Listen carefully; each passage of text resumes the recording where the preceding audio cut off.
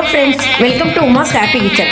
எல்லோர் வீடுகளிலும் ஒளிமயமாக இருக்க அனைவருக்கும் கார்த்திகை தீபம் நல்வாழ்த்துக்கள். இன்னைக்கு கார்த்திகை தீபம் ஸ்பெஷல் கார்த்திகை தீபம் அப்பம் பஞ்சு போல சாஃப்டாக எப்படி செய்யறதுங்கிறத பார்ப்போங்க.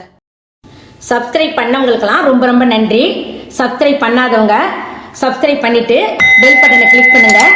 அப்போ தான் நான் போடுற ரெசிபி எல்லாம் உங்களுக்கு வீடியோவாக நோட்டிஃபிகேஷன் வரும். கார்த்திகை தீபம் அப்பம் செய்கிறதுக்கு தேவையான பொருட்கள் என்னென்னங்கிறத பார்ப்போங்க. ஒரு கிளாஸ் பச்சரிசி எடுத்திருக்கேன், 150 கிராம். எந்த டம்ளரில் அரிசி எடுத்தோமோ அதே டம்ளரில் 3/4 அளவு பொடிச்ச வெல்லம் எடுத்துக்கணுங்க. இதனுடைய அளவு வந்து பார்த்தீங்கன்னா 100 கிராம். மீடியம் சைஸ் வாழைப்பழம் 1ங்க. ஏலக்காய் 3. 2 கீத்து தேங்காய் எடுத்து மேலே உள்ள தோலை உரிச்சிட்டு அதை வந்து பல்லாக போட்டு வச்சுருக்கேன். நீங்கள் துருவன தேங்காய்னா 2 டேபிள் ஸ்பூன் போட்டுக்கோங்க. கார்த்திகை தீபம் அப்பம் எப்படி செய்கிறதுங்கிறத பார்ப்போங்க. பச்சரிசியை நல்லா கழுவிட்டு 2 மணி நேரம் ஊற வச்சு எடுத்து வச்சுருக்கேங்க. இப்போ அந்த ஊற வச்ச அரிசியை நம்ம தண்ணி இல்லாமல் ஃபில்டர் பண்ணி எடுத்துக்குவோங்க. பாருங்கள், ஒரு வடிகட்டியில் நான் அந்த ஊற வச்ச அரிசியை ஃபில்டர் பண்ணி எடுத்து வச்சுருக்கேங்க. தண்ணியெல்லாம் வடியட்டுங்க. ஸ்டவ்வை பற்ற வச்சுட்டு ஒரு கிண்ணத்தில் நம்ம பொடிச்ச வெல்லத்தை சேர்த்துருவோங்க. இப்போ வந்து நம்ம இந்த பொடிச்ச வெல்லத்தில் அதே டம்ளரில் 1/4 டம்ளர் அளவு தண்ணி ஊற்றிக்கணுங்க. அதிகமாக தண்ணி ஊற்றிடக்கூடாதுங்க. இந்த வெல்லம் வந்து பாகுபதம்லாம் தேவையில்லைங்க. வெல்லம் கரைஞ்சா போதுங்க. அதாவது வெள்ளை கரைசலாக இருந்தால் போதுங்க. பாருங்கள், நல்லா வெள்ளை கரைசல் கொதிச்சு வெல்லம் பூரா பாருங்கள் நல்லா கரைஞ்சிருச்சு. இது நல்லா ஆறணுங்க. இந்த நேரத்தில் நம்ம ஸ்டவ் ஆஃப் பண்ணிடுவோங்க.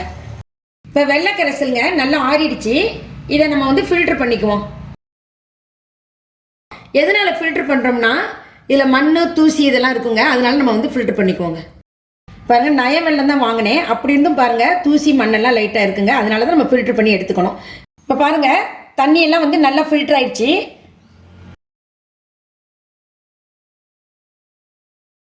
இதை வந்து மிக்ஸி ஜாரில் சேர்த்துக்கோங்க.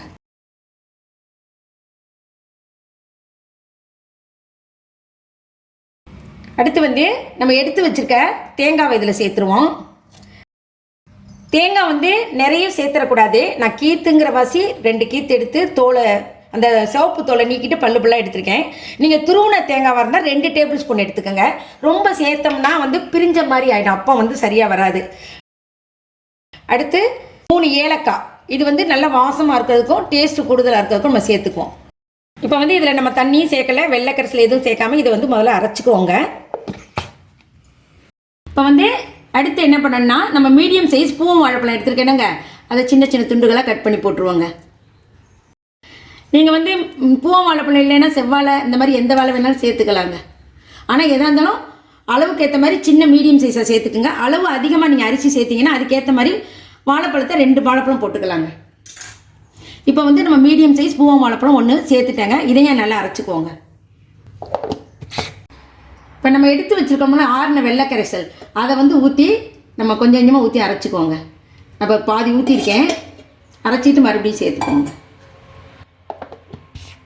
நான் அந்த வாழைப்பழம் வந்து சேர்க்கறதுனால கார்த்திகை தீபம் அப்போ வந்து பஞ்சு போல் இருக்கும். நம்ம வந்து ஆப்போ சோடா உப்போ எதுவுமே நம்ம சேர்க்கலைங்க. மீதமுள்ள வெள்ளை கரைசலையும் நம்ம இதில் ஊற்றி நைஸாக அரைச்சிக்கணுங்க. பாருங்கள், நம்ம நல்லா அரைச்சிட்டோம். தோசை மாவு பதத்துக்கு இருக்கணுங்க. இந்த பாருங்கள், நான் வந்து உமாஸ் ஹாப்பி கிச்சனில் செட்டிநாடு ஸ்பெஷல் செட்டிநாடு கந்தரப்பம் செட்டிநாடு வெள்ளை பணியாரம் போட்டிருக்கேங்க. அவசியம் பாருங்கள். இதை வந்து ஒரு பாத்திரத்துக்கு மாற்றிக்குவோங்க. இப்போ பாருங்கள், நம்ம வந்து வாழைப்பழம், தேங்காய், ஏலக்காய், பச்சரிசி, வெள்ளை கரைசல் எல்லாம் ஊற்றி நல்லா அரைச்சிட்டோம். இது வந்து அப்படியே 1 மணி நேரம் அப்படியே வச்சிடணுங்க, மூடி வச்சிடணும். அப்போ தான் வந்து நல்லா சாஃப்டாக வருங்க. நம்ம வந்து சோடா உப்பு ஆப்ப சோடா எதுவும் போடாதனால இந்த 1 மணி நேரம் அப்படியே ஊறுறதுனால இந்த கார்த்திகை தீபம் ஸ்பெஷல் அப்போ வந்து நல்லா சாஃப்டாக பஞ்சு போல் இருக்குங்க. இப்போ மூடி வச்சுருவோங்க. 1 மணி நேரம் கழித்து பார்ப்போம். இப்போ 1 ஹவர் ஆயிடுச்சுங்க. நம்ம மூடியை திறந்து பார்ப்போம். நல்லா மிக்ஸ் பண்ணிக்கோங்க. இந்த பதத்துக்கு இருக்கணுங்க. ரொம்ப திக்காக இட்லி மாவு பதத்துக்கு இருந்துச்சுன்னா அந்தளவுக்கு அப்பம் வந்து சாஃப்டாக வராது. இந்த மாதிரி தோசை மாவு பதத்துக்கு இருக்கணுங்க. இப்போ அடுப்பை பற்ற வச்சு கடாயில் ரீஃபைண்ட் ஆயில் ஊற்றி வச்சுருக்கேங்க. இப்போ எண்ணெய் நல்லா காஞ்சிருச்சு. நம்ம வந்து ஒன்று ஒன்றா தான் பொரிச்சு எடுக்க போகிறோம். அந்த அளவுக்கு எண்ணெய் ஊற்றினா போதும். முடிஞ்ச வரைக்கும் சின்ன கடாயாக இருந்தால் நல்லா இருக்குங்க. இப்போ இந்த மாதிரி குழிக்கரண்டியில் மாவு வந்து 3/4 அளவு எடுத்துக்கோங்க. எண்ணெய் நல்லா காஞ்சிருச்சு. மீடியமாக வச்சுக்கோங்க. மாவு ஊற்றுனோன்னே கரண்டி வச்சிடக்கூடாது. நல்லா வெந்து வரட்டும். நல்லா உப்பி வரணுங்க. பாருங்கள், நல்லா உப்பி மேலே வருது பாருங்கள்.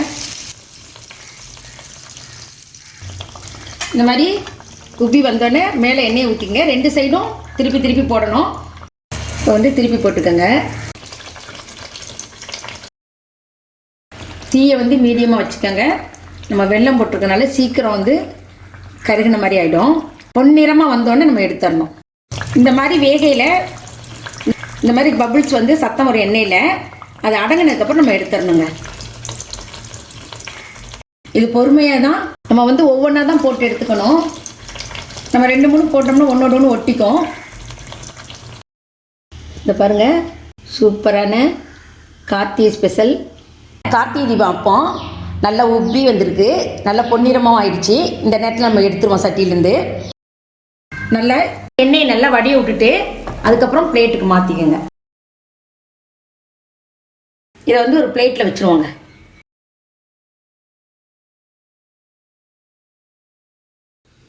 மீதி இருக்கிற மாவு எல்லாத்தையும் அப்பமா ஊற்றி எடுத்துக்குவோம்.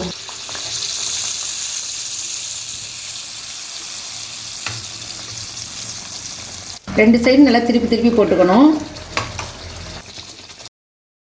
எண்ணெய் லைட்டாக மேலே ஊற்றிடுங்க. நல்லா உப்பி வந்திருக்கு. நல்லா பொன்னிறமாகவும் ஆயிடுச்சு. இந்த நேரத்தில் நம்ம எடுத்துருவோம் சட்டியிலேருந்து. இப்போ வந்து ஒரு பிளேட்டில் வச்சுருவோம்.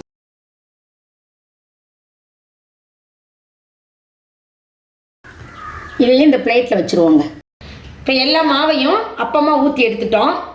பாருங்கள், இந்த கார்த்திகை தீபம் அப்பத்தில் சைட்லலாம் பாருங்கள் நல்லா கிறிஸ்பியாகவும் நல்லா உப்பி வந்திருக்கு. நல்லா பொன்னிறமாகவும் ஆயிடுச்சு. நான் அமுக்கி காமிக்கிறேன் எவ்வளோ சாஃப்டாக இருக்குன்னு. பஞ்சு போல் இருக்குது பாருங்கள். அதே மாதிரி பிச்சு காமிக்கிறேன் பாருங்கள், எவ்வளோ நல்லா கூடாக உள்ளுக்குள்ளே சாஃப்டாக நல்ல மாவெல்லாம் வெந்து நல்லா இருக்குங்க. பாருங்கள், சூப்பராக நல்லா பஞ்சு போல் கார்த்திகை தீபம் ஸ்பெஷல் அப்பம் ரெடி ஆயிடுச்சுங்க. இந்த கார்த்திகை தீபம் ஸ்பெஷல் அப்பத்தை அவசியம் செஞ்சு பார்த்துட்டு உங்களுடைய மேலான கருத்துக்களை சொல்லுங்கள்.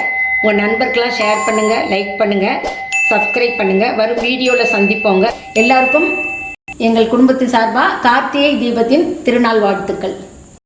Thank you friends.